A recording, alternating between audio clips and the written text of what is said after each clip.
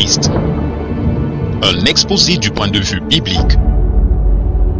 Par le missionnaire Ewald Frank.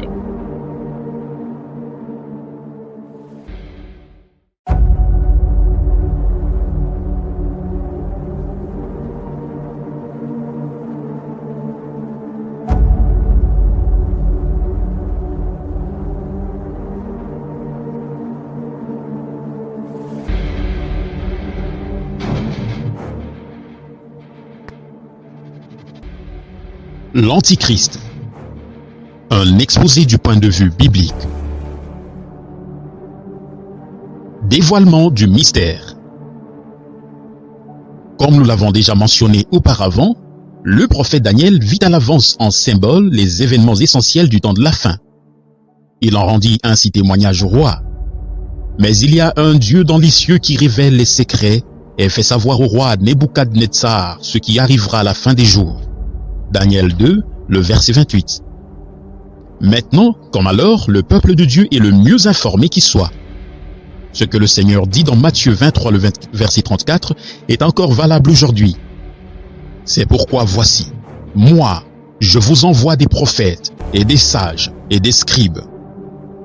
Tandis que les politiciens dépendent pour l'avenir de leurs suppositions, les croyants, eux, reconnaissent les signes des temps à la lumière de la parole de Dieu.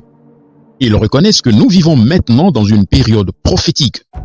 Ils peuvent placer correctement ce que les prophètes et les apôtres ont vu en vision et ont écrit sous l'inspiration de l'Esprit.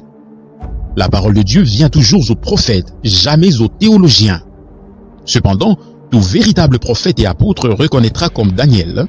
Et quant à moi, ce n'est pas par quelque sagesse qui soit en moi plus qu'en tous les vivants que ce secret m'a été révélé.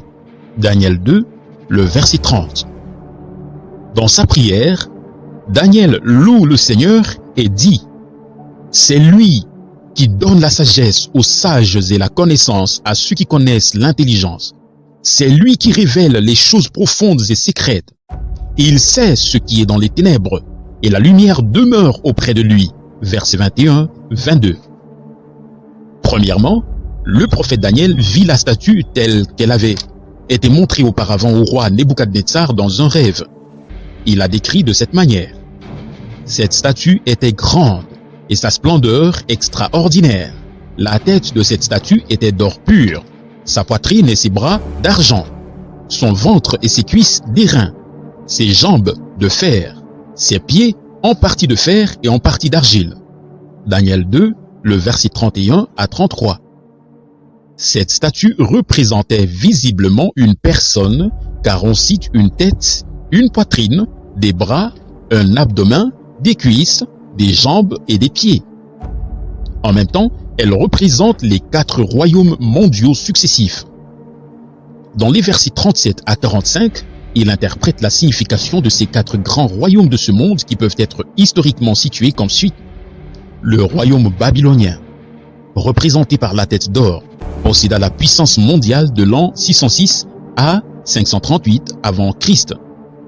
Le royaume des Mèdes et des Perses, représenté par la poitrine et les bras d'argent, étendit son règne de l'an 538 à 330 avant Christ. Le royaume mondial grec, du temps d'Alexandre le Grand, représenté par son ventre et ses cuisses d'airain, apparut dans sa puissance en l'an 330 jusqu'en 30 avant Christ. Depuis ce temps-là, l'Empire romain prit le pouvoir et subsistera jusqu'à la fin. Au chapitre 7, le même prophète vit comment les 4 vents du ciel soulevèrent la grande mer de peuple de laquelle sortirent 4 bêtes puissantes. La première ressemblait à un lion, la deuxième à un ours, la troisième à un léopard. La 4e bête n'est pas indiquée de façon plus détaillée, elle est uniquement décrite de cette manière. Après cela, je vis dans les visions de la nuit, et voici une 4e bête, effrayante et terrible et extraordinairement puissante, et elle avait de grandes dents de fer.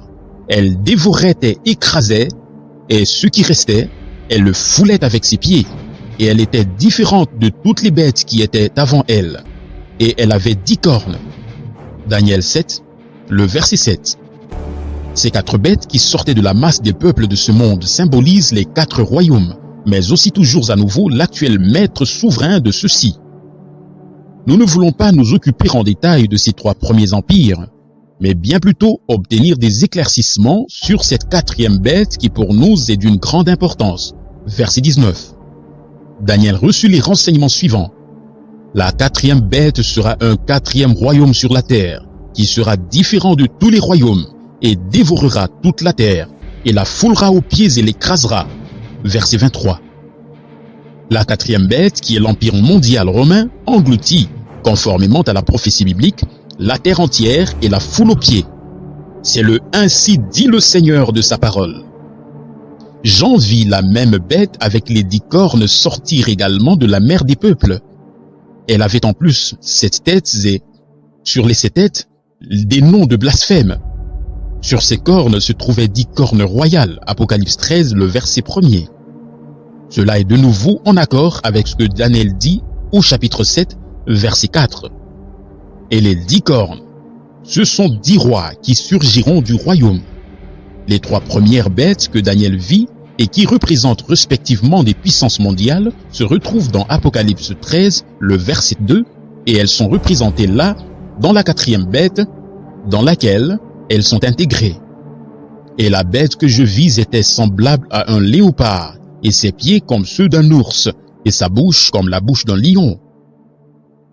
Un peu plus loin, il est dit que Satan lui-même mit à la disposition de ce dernier royaume sur la terre son trône et sa puissance. Et le dragon lui donna sa puissance et son trône, et un grand pouvoir. Et je vis l'une de ses têtes comme frappée à mort, et sa plaie mortelle avait été guérie. Apocalypse 13, le verset 2 et 3. Quel est ce dragon qui donne à cette puissance mondiale sa force et son trône? Nous le trouvons dans Apocalypse 12, le verset 9. Et le grand dragon fut précipité, le serpent ancien, celui qui est appelé Diable et Satan. Le dernier empire mondial sera donc sous l'influence directe de Satan, et c'est de lui que sortira, comme nous allons le constater plus tard, l'Antichrist.